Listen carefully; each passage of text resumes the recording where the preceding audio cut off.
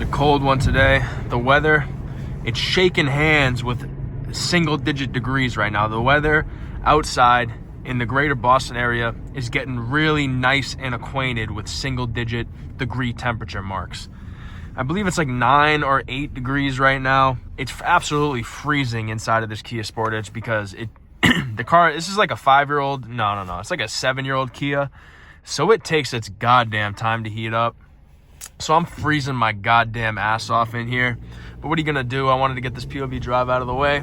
I'm all bundled up too. I just copped this $200 North Face jacket. I'm not gonna tell you guys the price because I don't want you guys out here pocket watching MattMarauder and seeing like what the investments he makes in his life. But this was a $200 North Face puffer. Just one day I woke up and I said, all right, I want a North Face puffer. So I went to North Face and I copped one. That's just the timing I'm on lately. I make a lot of fucking breach. So what did I want to talk about? I guess we'll do the jib excursion first. Today I hit shoulders. And yes, shoulders have their own day because that's my lagging point. I mean, I really want bolder shoulders, like some Death Star fucking contraptions hanging off my clavicles, because it's the most aesthetic shit. Like, you want to have that Dorito X-frame kind of thing. And if you don't have shoulders, then, I mean, do you even really crease yams? Do you even touch ass if you don't have shoulders? That's the question I ask myself. So I got a dedicated day for shoulders, and the shoulders have been coming along pretty good. Now when I wear a shirt, people mistake me for a random miscellaneous letter at the back of the alphabet. People will either think I look like a T or like an X or like a Y. So I'm getting mistaken for the latter half of the alphabet. So that's a good sign. Means I'm probably hitting shoulders appropriately. And I go to this new gym now that has a lot more freedom when it comes to machine usage. There's a lot more machines that I can gallivant through that gym and pick whatever machine is to my liking. So I've just been destroying them. Lately, what I've been doing, you really got to hit those rear delts because, I mean, as a man of culture like me, you know, the only people, honestly, that don't have to train rear delts is Nigerians and Haitians. Those are the only people that don't have to train their goddamn rear delts. I went to high school, and the high school I went to, majority Haitian, and also a good little sprinkle of Asian in there. But bro, and I played on the football team, motherfucker, bro, these Haitians, crazy shoulders. Like just insertions out the wazoo, just unnatural looking shoulders, and they haven't touched a weight in their life. They go home, they eat whatever the fuck they want, and they just have these absolute catapults hanging off their shoulders, these fucking bowling balls. It looks like fucking Pete Weber's about to go over and stick his 3 fingers into the fucking Haitian guy's shoulders because of how they look like bowling balls. Am I painting the proper image for you? So unless you're Haitian or Nigerian, I don't know any Nigerians, but every Nigerian I've ever seen on television and in YouTube videos have the most insane shoulder genetics. So I'm just counting them in. I'm grouping them in with the Haitians. I guess I'll just stop with that talk because what the fuck am I even talking about? You know what I'm saying? And we'll get into the shoulder day. So I start with rear delts, and usually what I've done is just reverse pec deck and just repping out reverse pec deck because there's not many rear delt exercises that I like doing. Like the rear delt exercise where you sit on a flat bench and just like bend over like you're trying to suck your own penis and do the rear delt flies. That shit never really tickled my fancy at all. My buddy actually introduced me to the cable, like the cable machine rear delt things where you grab the extension with no it has no attachment on it. It's just the ball with the carabiner on it, and you put a lightweight on and you just kind of drag your arm down like this. I'm kind of explaining it wrong, but I'll throw pictures up. And I've been doing that like 4 times a week. I do it on back day as a starter, and I also do it on shoulder day as a starter, just because the more rear delt activation, the merrier, in my opinion. So I've been doing that, and it has been growing my rear delts. I see a little bit of cap when I look and I'm about to take a shower and I'm like doing my fucking daily posing as you do. I can see those capped rear delts coming in, so that's a great sign. I've been eating a fairly good amount of food. I've been dropping bands at Target. Target's so fucking expensive. Not like that means anything to me because what even is money to me, you know what I'm saying? I don't even know how much milk costs because I just got it like that. But when I do send my errand boy to Target to buy me miscellaneous food items, he does show me the receipt, and it's an ungodly amount of money that these Target motherfuckers, that big Target is charging for like eggs and sour cream and fucking grapes and shit. But whatever. So I've been eating good and my delts have been growing. I followed that up with I would just absolutely torch my side delts. Just did a bunch of side lateral raises, which is really all you need to do. You just need to do a bunch of sets of that. Then I went into front delts because my front delts are the most developed, because for the most part in human anatomy, if you hit the gym, you're activating your front delts a lot anyway, because when you hit chest, you're activating them. And just in general, in life, your front delts are getting activated a lot. So a lot of people, they can put their front delts on the back burner. They really should be focusing on side delts and rear delts in order to get that planet shape hanging off their clavicle, because that's really what everybody wants, right? So just did shoulder presses on 2 different machines that they were a similar layout on the machine, but the way that they hit the delt is slightly different. So I did 4 sets on one and 3 sets on the other. And then I finished with shrugs because I want my traps. I guess I'll stop at this yellow light. I was going to go through it, but I'm on video documented and shit, so I don't want to do anything too miscellaneous, because I know I got a lot of, there's probably FBI agents and CIA agents that are stalking this channel, so I don't want to run any red lights or anything like that. What was I saying? Yeah, so my goal is to look like Patrick Star. I've said this before. My goal is to look like Patrick Star from SpongeBob SquarePants. I don't know if you guys have ever heard of that show. It's a pretty popular show. I want to look like Patrick Star and just have my delts connect to the top of my head, so that the only way I can turn my head is by moving my whole body, kind of like Yoel Romero. He's this UFC fighter that like hurt his neck, and he had to get like a bunch of metal shit installed into his fucking skeleton. So basically his neck and his spine are fused together, so he can't move his head. He can only move his whole body. I'm trying to get that Yoel Romero trap build. So that's really what we're going for with that. So I do usually 5 to 6 sets of 90 pounds seated shrugs, because I don't like doing standing shrugs. I'd rather have my lazy ass just sit down and stare myself in the eyes as I do the shrugs, so I can see how gigantic I'm getting with this shoulder pump. And that was really the whole workout. Then I just finished with 40 minutes on the treadmill. As you do, I still hit that cardio because I'm not a bitch, bro. Like, I don't just like do my workout and leave the gym. I make sure I break a good sweat on the treadmill before I go, so I feel accomplished. And that was the whole gym excursion. Now we'll get into a few other miscellaneous topics that I wanted to talk about. I know what I want to talk about, but I'm going to get into this because it's fresh on my mind. Well, a little bit earlier today, I watched this movie called Point Break with Keanu Reeves and Patrick Swayze. Absolutely phenomenal movie. And what I mean by I watched the movie, I mean I watched the last fifth of the movie because I caught the end of it on TV. And it's a great movie. And it's actually the exact same movie. I don't know if you guys have ever, because a lot of people haven't seen the old Point Break, but a lot of people have seen Fast and Furious 1. It's the same exact movie. Fast and Furious literally copy and pasted Point Break. It's the same exact movie, but instead of surfers in Point Break, in Fast and Furious, they did people who drive cars. It's the same movie, same plot.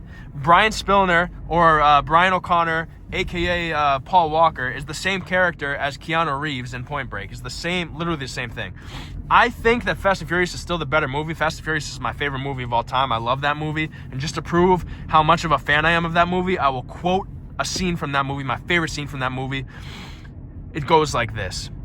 Why don't you go down to Fat Burger, get yourself a double cheese with fries for $2.95. Fat, I like the tuna here. Bullshit, asshole. No one likes the tuna here. Yeah, well, I do. Watch your back. And then they get into a fight. That's my favorite scene in the movie. It's Vince, one of the antagonists, talking to Brian Earl Spillner, the main protagonist. But like I said, Point Break and Fast and Furious 1, same fucking movie. So I watched the last fifth of Point Break. I saw Point Break like a couple years back.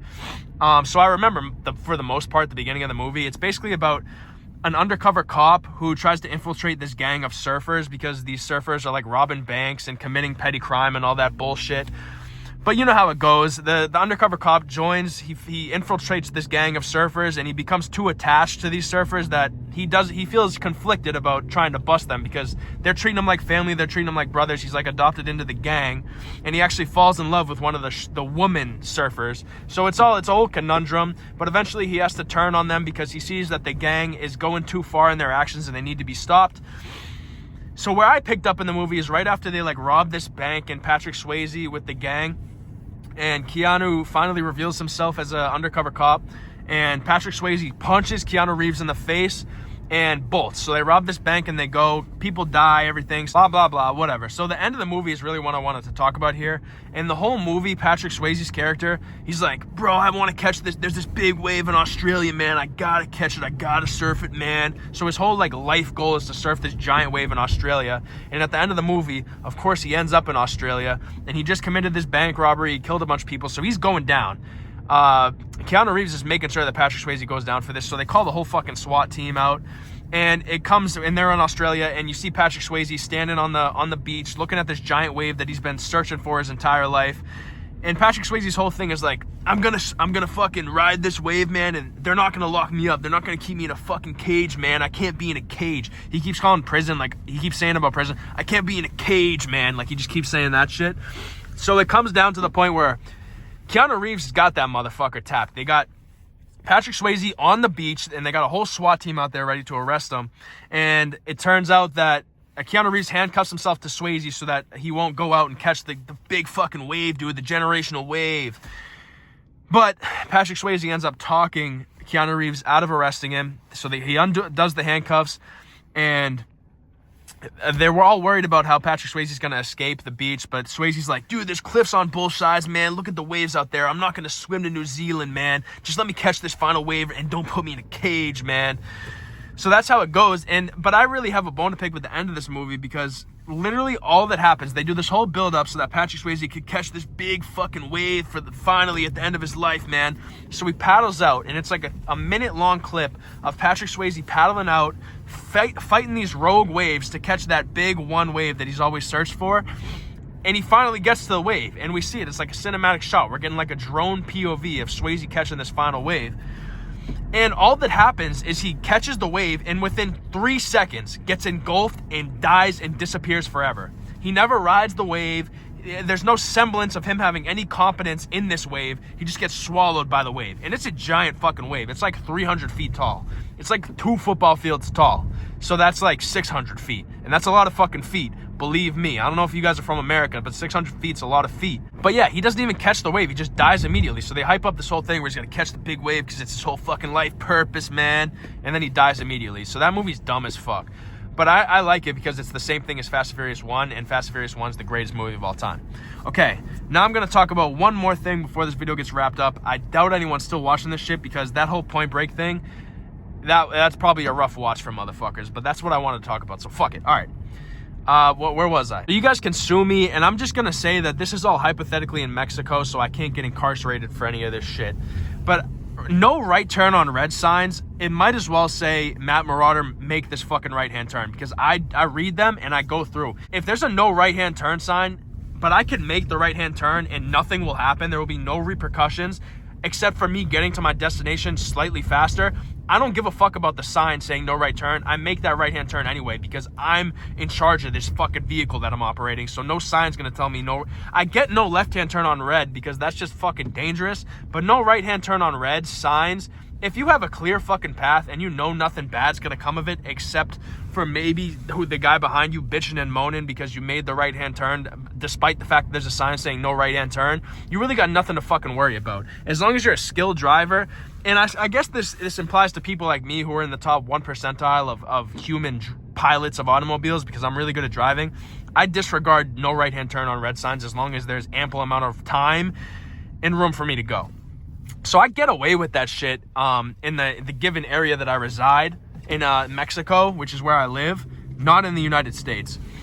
And I can prove that because listen to how clean this shit sounds. Hola, ¿cómo estás? Me llamo Mateo. So boom, I'm Mexican, because you just heard that and you know damn well that the only way I could spit Mexican bars out that good is growing up in fucking Guadalajara. I don't even know if that's in Mexico, but fuck it. All right, whatever.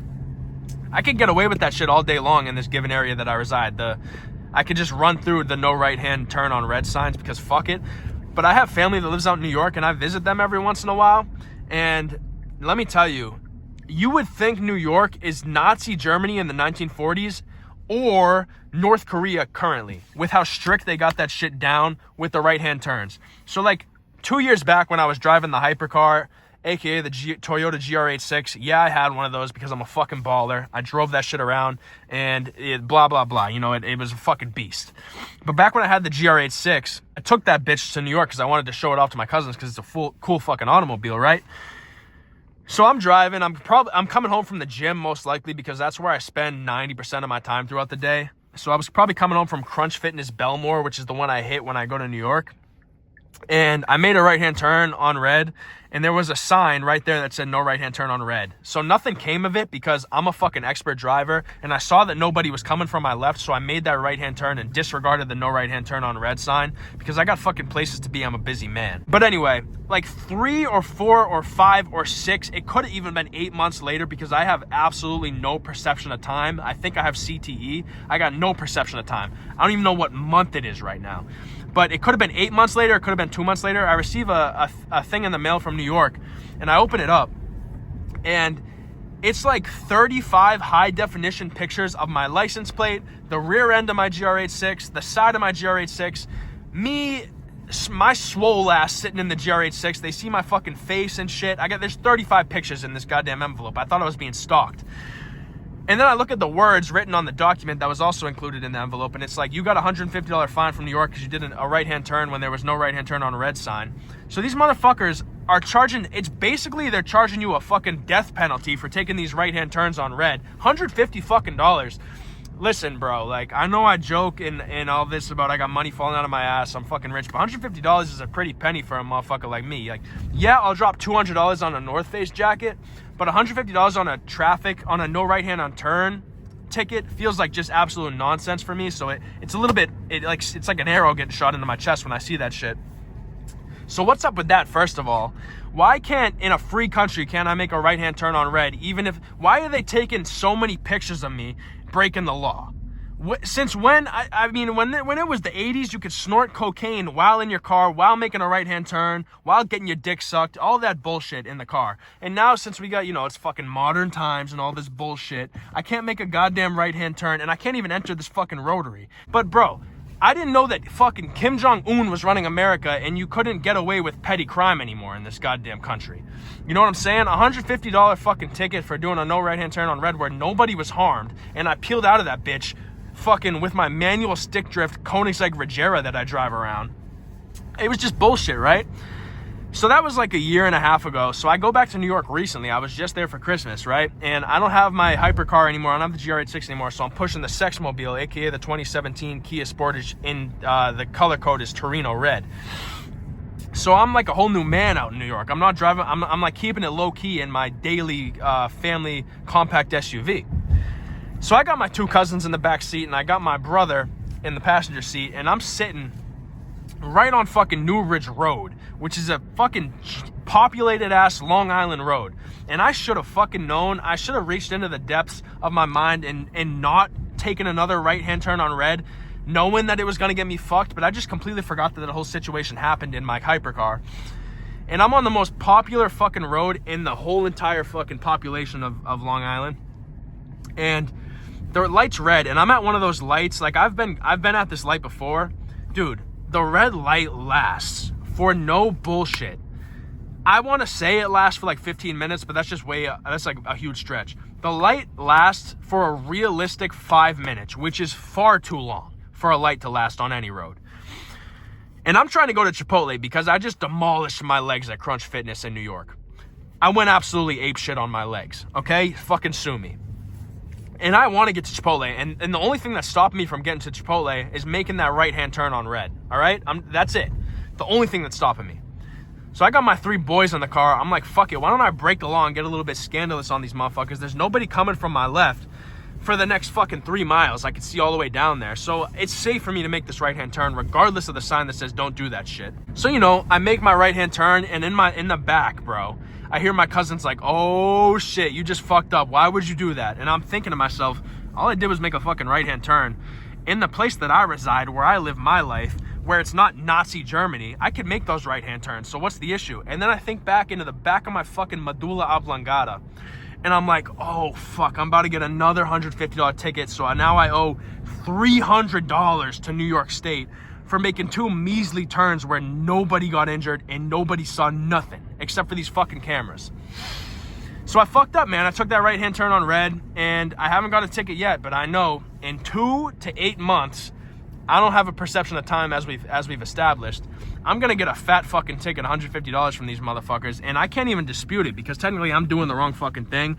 Even though in the hard knocks of MattMarauder, in my law book, I did nothing fucking wrong. I mean, there's people out here lighting people on fire in subways, and I'm getting persecuted for fucking taking a right on red where nobody knew nothing except for these fucking cameras. So what I'm expecting to see in the mail in like T-minus 2 to 8 months is a $150 ticket with 45 different high-definition pictures of my Kia Sportage 2017 in Torino red, the Hoopty, aka the Sexmobile. Just high definition, just seeing my face with shock as I realize that I'm about to get fucked in the ass by Uncle Sam in fucking Nazi New York. So that's really how my life is right now, as I absolutely demolish this parallel park like a fucking madman. And that's really where the video is going to end. So I'll catch you guys on another one. See you.